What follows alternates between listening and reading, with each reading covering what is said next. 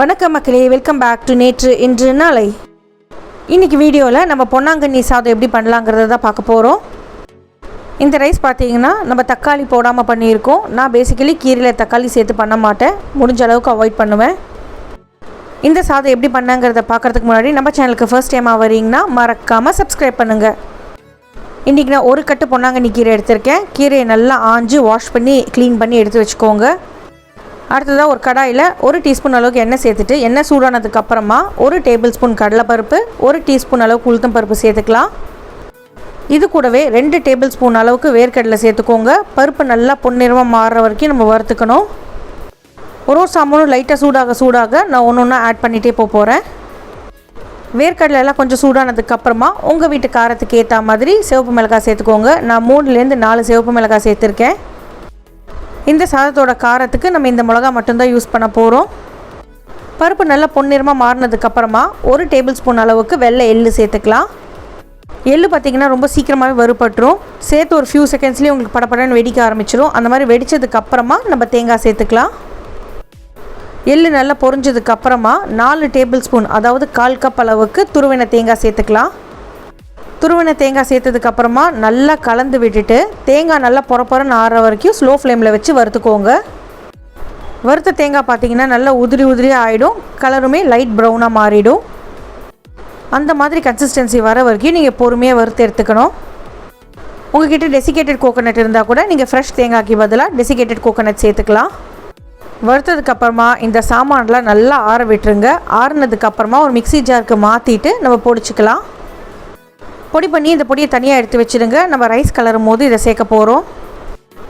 அடுத்ததாக ஒரு pressure cooker இல்லைனா நல்ல அடிகனம் இருக்கிற ஒரு பாத்திரம் எடுத்துக்கோங்க. ஒரு 3 டேபிள் ஸ்பூன் எண்ணெயும் 1 டேபிள் ஸ்பூன் அளவுக்கு நெய் சேர்த்துக்கலாம்.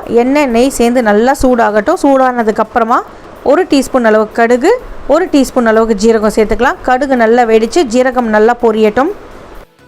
நல்லா பொரிஞ்சதுக்கப்புறமா ஒரு 7லேருந்து 8 பல்லு பூண்டை நச்சிட்டு இதில் நம்ம சேர்க்க போகிறோம். நீங்கள் தோலோடு வேணாலும் செதைச்சிக்கலாம், இல்லைனா தோலை உரிச்சிட்டு வேணாலும் செதைச்சிக்கோங்க. செதைச்ச பூண்டுக்கு தனியாக ஒரு ஃப்ளேவர் உண்டு. பூண்டை கொஞ்சமாக இந்த எண்ணெயில் வறுத்துட்டு நம்ம வெங்காயம் சேர்க்க போகிறோம். ஒரு பெரிய சைஸ் வெங்காயத்தை நான் பொடியாக கட் பண்ணி வச்சுருக்கேன். அந்த பெரிய வெங்காயத்தை நான் முதல்ல சேர்த்துக்கிறேன். பெரிய வெங்காயம் கொஞ்சம் வதங்கினதுக்கப்புறமா நல்லா 2 கைப்பிடி அளவுக்கு சின்ன வெங்காயம் சேர்த்துக்கிறேன். சின்ன வெங்காயம் சேர்க்கறதுனால நம்ம டிஷ் டேஸ்டியாக மட்டும் இருக்காதுங்க, உடம்புக்கும் ரொம்பவே நல்லது. இந்த வெங்காயம்லாம் நல்லா குக்கார வரைக்கும் வதக்கிக்கலாம். அடிப்பிடிக்காமல் இருக்கிறதுக்காக கைவிடாமல் கிளறிட்டே இருங்க. வெங்காயம் குக்காய் லைட்டாக கலர் மாறினதுக்கப்புறமா நம்ம நல்லா க்ளீன் பண்ணி வச்சுருக்கிற அந்த 1 கட் பொன்னாங்கண்ணி கீரையை சேர்க்க போகிறோம். பொன்னாங்கண்ணி கீரையோட இலை பார்த்தீங்கன்னா குச்சி குச்சியாக இருக்கும், கொஞ்சம் திக்காக இருக்கும். இந்த பர்டிகுலர் கீரை கண்ணுக்கு ரொம்ப நல்லது. ஐ ரிலேட்டட் ப்ராப்ளம்ஸ்க்கெலாம் சாப்பிட்டா உங்களுக்கு நல்லாவே க்யூர் கிடைக்கும். 1லேருந்து 2 நிமிஷத்துக்கு இந்த கீரை சேர்த்ததுக்கப்புறம் நம்ம வதக்கிக்கலாம். எண்ணெயிலேயே கீரையை சாட்டே பண்ணும்போது கீரை சீக்கிரமாக குக் ஆகிடும். இப்போ இந்த சாதத்தை இன்னுமே நல்லா ஹெல்த்தி ஆக்கிறதுக்காக நான் பச்சைப்பயிறு சேர்க்க போகிறேன். நான் முன்னாடி நாள் நைட்டே ஒரு 1/2 கப் பச்சைப்பயிறு ஊற வச்சுக்கிட்டேன். நீங்கள் டின்னருக்கு பண்ணுறீங்கன்னா காலையில் ஒரு 1/2 கப் பச்சைப்பயிறு ஊற வச்சுடுங்க. குறைஞ்சது ஒரு 6 மணி நேரம் ஊறித்துனா உங்களுக்கு சீக்கிரமே வெந்துடும். நீங்கள் டைரெக்டாக மூடி போட்டு குக் பண்ணும்போது ஊற வச்ச பச்சைப்பயிறு சேர்த்துக்கிட்டா நல்லது. பட் நீங்கள் குக்கரில் குக் பண்ணுறீங்கன்னா ஊற வைக்காமல் கூட பச்சைப்பயிறு சேர்க்கலாம். பச்சைப்பயிறு சீக்கிரமே வெந்துடும். நான் இன்றைக்கி ஊற வச்ச பச்சைப்பயிறு தான் சேர்த்துருக்கேன். ஊற வச்சு சேர்க்கும் போது நம்மளுக்கு கடுக்குன்னு இருக்காது, கரெக்டான பதத்துக்கு வெந்து வரும். பச்சைப்பயிறு, கீரை, இந்த வெங்காயம், பூண்டு எல்லாத்தையும் நல்லா வதக்கிக்கலாம். ஒரு மூடி போட்டு 2-3 நிமிஷத்துக்கு இதை குக் பண்ணிவிடுங்க. இந்த 2-3 நிமிஷம் நம்ம குக் பண்ணுறதுல கீரையும் வெந்துடும், பச்சைப்பயிரும் வெந்துடும். கொஞ்சம் அரைவேக்காடு வந்ததுக்கப்புறமா நம்ம அரிசி சேர்த்து வேக வச்சுக்கலாம். நீங்கள் எந்த அரிசி வேணாலும் யூஸ் பண்ணிக்கலாம். நான் இன்றைக்கி பச்சை அரிசி எடுத்திருக்கேன். 1/2 கப் அளவுக்கு பச்சை அரிசியை ஒரு 20 நிமிஷத்துக்கு ஊற வச்சுருக்கேன். ஊற வச்ச அரிசியில் தண்ணியெல்லாம் வடிச்சிட்டு நான் அரிசியை மட்டும் சேர்த்துக்கிறேன். நீங்கள் எடுக்கிற அரிசியை பொறுத்து உங்களோட தண்ணி கன்சிஸ்டன்சி மாறும். உங்கள் வீட்டில் நீங்கள் எந்த அரிசி சாப்பிடுவீங்களோ அதை சேர்த்துக்கோங்க. அரிசி சேர்த்ததுக்கப்புறமா கலந்து விட்டுக்கோங்க. கலந்து விட்டுட்டு இந்த அரிசி வேகிறதுக்கு தேவையான அளவுக்கு நம்ம தண்ணி சேர்த்துக்கலாம். சப்போஸ் நீங்கள் பாஸ்மதி ரைஸ் யூஸ் பண்ணுறீங்கன்னா 1 கப் பாஸ்மதி ரைஸுக்கு, அதாவது ஊற வச்ச அரிசிக்கு 1/2 கப் தண்ணி கரெக்டாக இருக்கும். நம்ம பச்சைப்பயிறு சேர்த்துருக்கிறதுனால இன்னொரு 1/4 கப் தண்ணி எக்ஸ்ட்ராவாக சேர்த்துக்கலாம். பொன்னி அரிசியை பொறுத்த வரைக்கும் 1 கப் அரிசிக்கு நம்மளுக்கு 3 கப் தண்ணி தேவைப்படும். இந்த ரைஸை பார்த்திங்கன்னா இன்றைக்கி நான் கொஞ்சம் வெரையாக தான் பண்ண போகிறேன். அதனால் தண்ணி கொஞ்சம் கம்மியாக தான் சேர்த்துருக்கேன். உங்களுக்கு வெரையாக சாப்பிட பிடிக்காதுன்னா நீங்கள் கிச்சடி மாதிரி கூட சாப்பிடலாம். தண்ணி சேர்த்ததுக்கப்புறமா இந்த டிஷ்ஷுக்கு தேவையான அளவுக்கு உப்பு சேர்த்துக்கலாம். நான் டிஷ்ஷில் இது வரைக்கும் உப்பு சேர்க்கலை, இந்த ஸ்டேஜில் தான் உப்பு சேர்க்குறேன். உப்பு சேர்த்து கலந்து விட்டுட்டு கொஞ்சம் வெயிட் பண்ணுங்கள். தண்ணி நல்லா பொலன்னு கொதிக்கட்டும். தண்ணி அப்படி நல்லா கொதித்து வரும்போது நம்ம வறுத்து அரைச்சி வச்சோலையே ஒரு பொடி, அதை சேர்த்துக்கலாம். இந்த பொடி சேர்த்ததுக்கப்புறமா உங்களுக்கு அப்படியே ஃப்ளேவர் மாறிடும். நீங்கள் சூடான தண்ணியில் பொடி சேர்க்கும் போது உங்களுக்கு கட்டி உருண்டைகள் சேரும். அதனால் உடனே கலந்து விட்டுருங்க. ரோஸ்டட் கோகோனட் ஃப்ளேவரில் சூப்பராக இருக்கும்.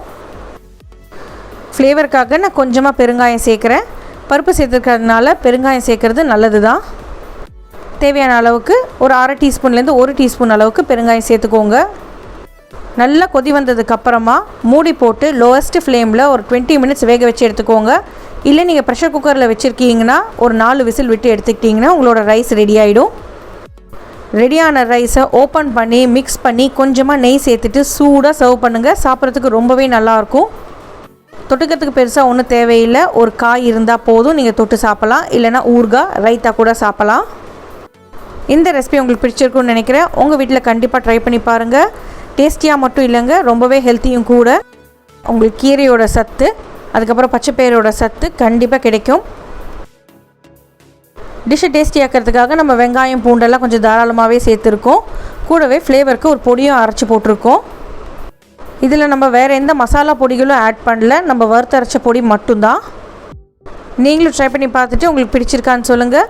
நம்ம சேனலுக்கு ஃபர்ஸ்ட் டைமாக வரீங்கன்னா லைக் பண்ணுங்கள், ஷேர் பண்ணுங்கள், மறக்காமல் சப்ஸ்கிரைப் பண்ணுங்கள். இன்னும் ஒரு நல்ல வீடியோட உங்களை நான் நாளைக்கு சந்திக்கிறேன். Until then, take care, bye bye, thanks for watching.